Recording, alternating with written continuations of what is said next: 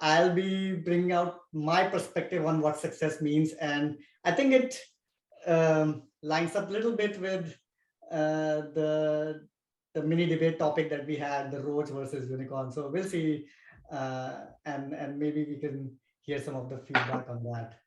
Um, so my background, as Aditya said, um, born and grew up in Delhi, um, in a middle class family. Studied computer science at IIT Delhi. Uh, that was one of the defining moments of my life.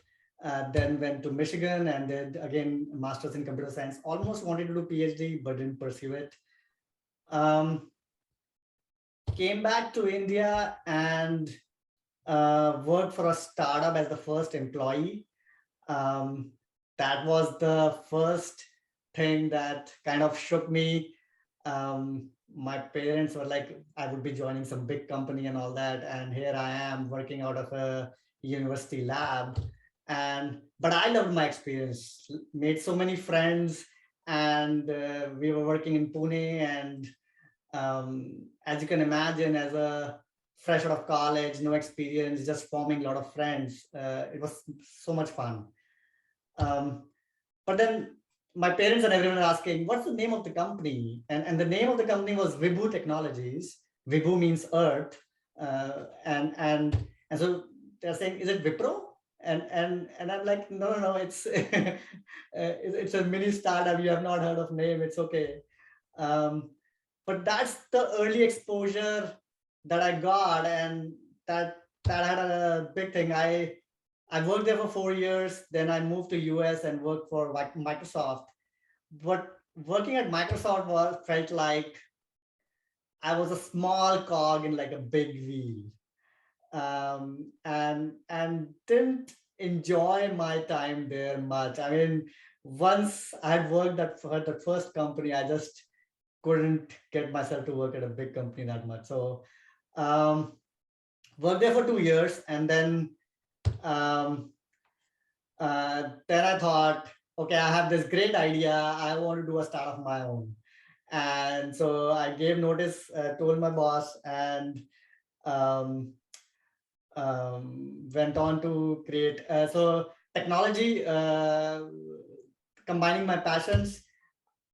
This also combined my other passion, cricket, which I'm guessing many of you are connected with. And so what I was creating was like a peer-to-peer content delivery network, primarily to be used for videos in your browser.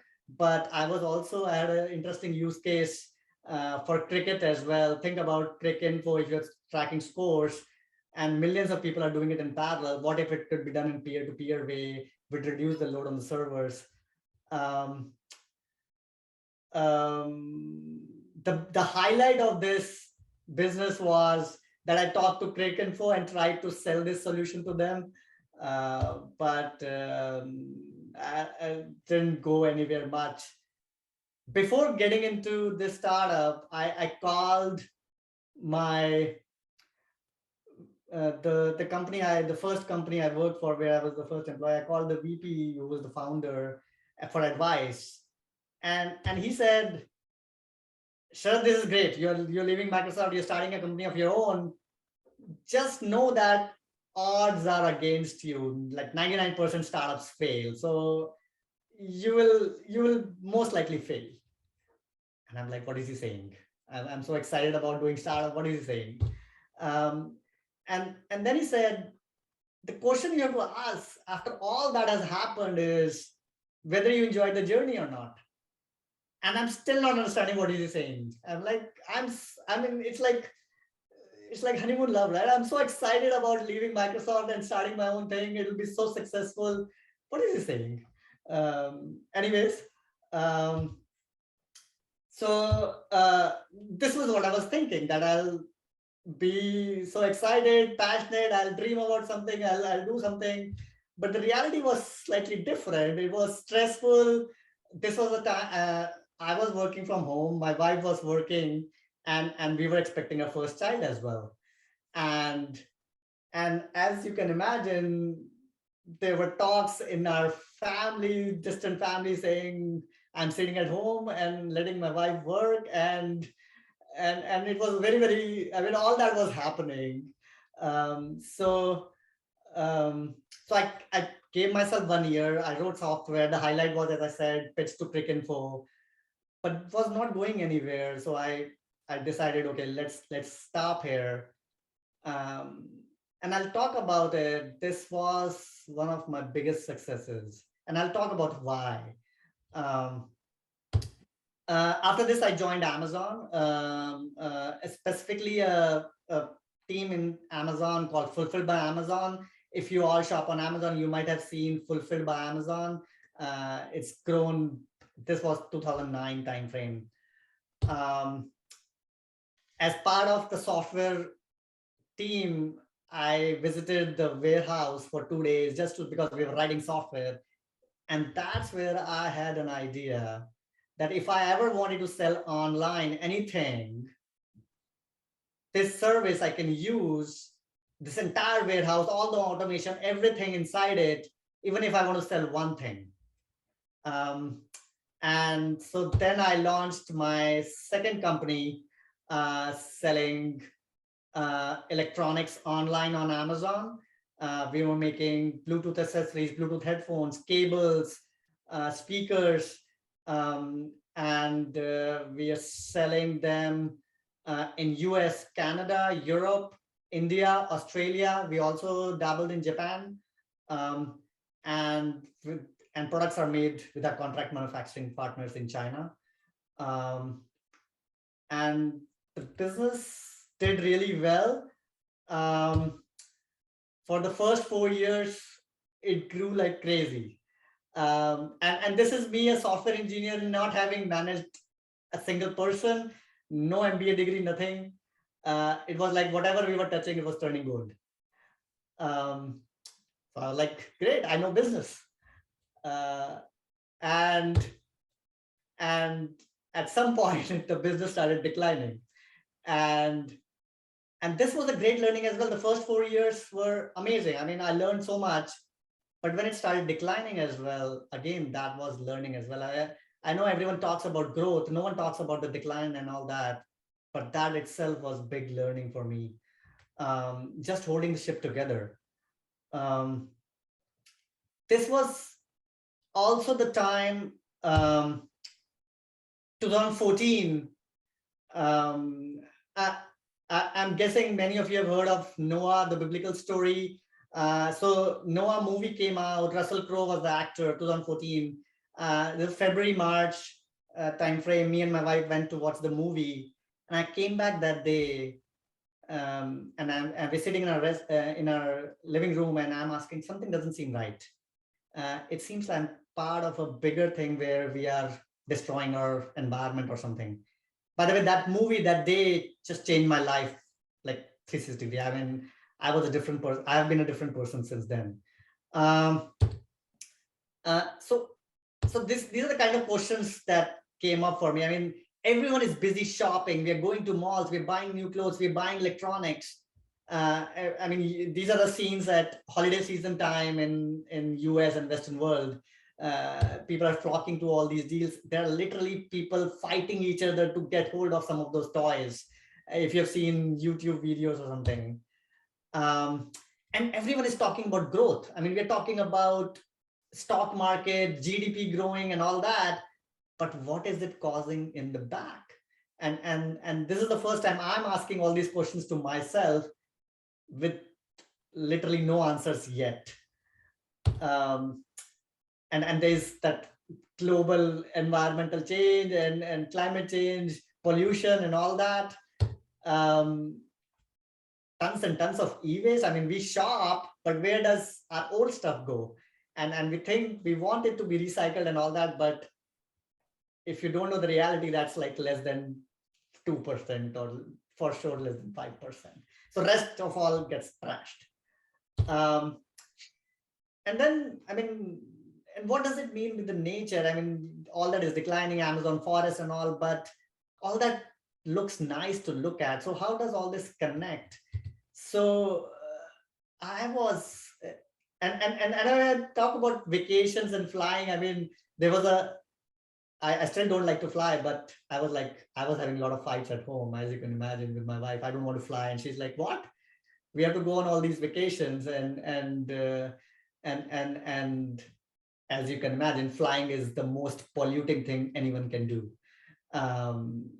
It's worse than driving a hybrid vehicle, very economy. Uh, so basically, driving in a Prius is better than uh, um, flying. Flying is really bad per person. Um, anyway, so this is me all confused about what's happening, and I'm running this electronics business. I'm contributing to all this, and I was very confused. I was confused to the point. I took 2-month long sabbatical. I was about to close my business, which I didn't do. And as you can imagine, there were a lot of these fights going on at home. Okay, what am I doing, and why am I not running the business? By the way, if you can relate to that graph on the second side, the decline, somehow the timing also matches. 2014 is when this change happened, and I think the competition had to do with it, but my wife thinks it has to do with my personal change as well. So again, the next 3-4 years, a lot of inner journey. I kept exploring about environment, sustainability, what's going on behind all our habits. I started volunteering at farms. I started volunteering at food banks. And then I went spiritual side as well. I joined a Bhagavad Gita group near our house. Grateful that it was happening 5 houses down, and I started meditating as well. So learned a lot on spirituality and mindfulness and environment on that side as well. But still, professionally, I was very confused. What does it mean professionally for me? I mean, this electronics business is going. I was about to close it, but it's still running. And that's where in 2018 the next idea came for me. I repair my own devices. I can break open a laptop, change its battery, and change memory and all that. Most people don't have the time, don't know how to do it, or don't want to do it. So so most people do what you would imagine. If something goes wrong, let's say your phone goes bad or your laptop goes bad, you put it on the side and you buy a new one. You might try to get it repaired, but again, think about Western world where repair is as expensive as buying a new thing. So most people just buy a new thing, and because new is cheaper, right? Going back to those malls and shopping habits, no one wants to look beyond the mall. What happens? What goes in when we make a new thing? Be it a new clothing, be a new furniture. I would say I will challenge all the businesses as well. But think about everything that gets made. No one wants to look at what's behind it. So the first industry I looked at is smartphones. And before I go ahead, I want to, if some of you can unmute and think about how many smartphones sell in 1 year. I want on some of you to guess how many smartphones sell in 1 year worldwide or in India, whatever you want to guess. 500 million. One per person. 500 million. No. 500 I would million. think about close to 2 billion, 2 to 3 billion. 2 to 3 billion. Okay. Any more guesses? Is this worldwide or India? 4 billion people, and I think using group could be about 2 to 3 billion. Okay. Yeah, worldwide or India, whatever you want to guess.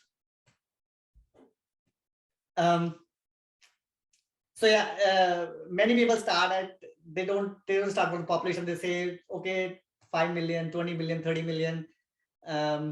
Someone said 2 to 3 billion. So you were on the right track. It's 1.5 billion new smartphones every year. Just in India alone, it's between 150 to 200 million smartphones every year. Imagine that. And again, a lot of people in India are getting phones for the first time. But imagine how many people phones are going bad, how much e-waste is getting generated, and so the problems at a high level that we were looking at is, especially in the Western world, the repairs are very expensive. I mean, I've been out of India for long, but I don't know how easy it is to get a smartphone repaired in India at this point. But think about in Western world, if you're trying to get a phone screen repaired, it's like $300 for an iPhone, and so most likely when a phone goes bad, you buy a new phone. And so Imagine all the humongous, the stats are like 50 million tons of e-waste that gets generated every year. And I'm not even talking about the raw material that goes into making everything new. All the minerals, all the rare earth metals and all that. And 60% market is held by the Chinese brands, OnePlus, Oppo, and Huawei and all that. And so there's that concern with, okay, where is our data going? So with all that, we launched TerraCube. And with TerraCube, the premise is simple. We are focusing less on specs and more on that ownership experience. People who buy TerraCube phones, they get 4 years premium care service included in the box. So compare it to any other brands which are giving like 1 year basic warranty, you have to go somewhere, stand in line to get it repaired. We make it hassle-free for end consumers. In the US, we have partnership with like 5,000 UPS stores. So you can walk into the nearest UPS store near you, which could be within a mile, give your broken phone and walk out with a replacement phone. It's as easy as that. And we include the battery replacement as well. As of now, our 2nd generation phone has a replaceable battery. You can take it apart and just change the battery yourself. Very excited to be launching our next product next month, TerraCube Thrive. This brings the other passion of mine, which is the mindfulness. As some of you might have noticed, especially with COVID, our screen time habits have gone over the roof, and especially with kids.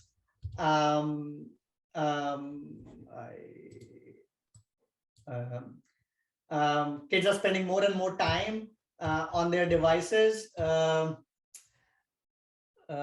Screen time, again, I get scared when I read these stats. It's like for teens, it's like 8+ hours. Even for adults, it's like 5 to 7 hours, but for kids is beyond anything at this point. And just to go along with all that screen time is problems like anxiety, depression, and cyberbullying, and all those problems that we can imagine is linked to spending too much time on our screens. And that's where TerraCube Thrive comes in, as compared to buying any other regular Android or an iPhone, where you can configure the parental monitoring and you have to figure out all the technical know-how. Thrive comes built in with parental monitoring. So it's tailor-made for kids. Parents can manage the phone from their own Android or iPhone through a cloud app and configure the phone. So very excited for this, launching this next month. This brings me to my last slide. I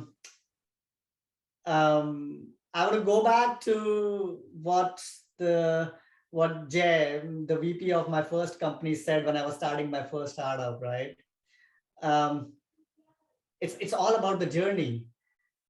I define my success now. I know what he said was right.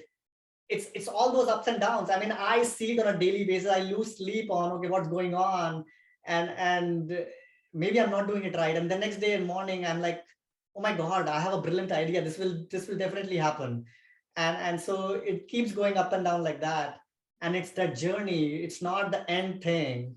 It's the journey which I want to cherish, which is the success for me, and not the end thing. So with that, I want to thank you all for the opportunity to be speaking here. Open to any questions, suggestions, comments.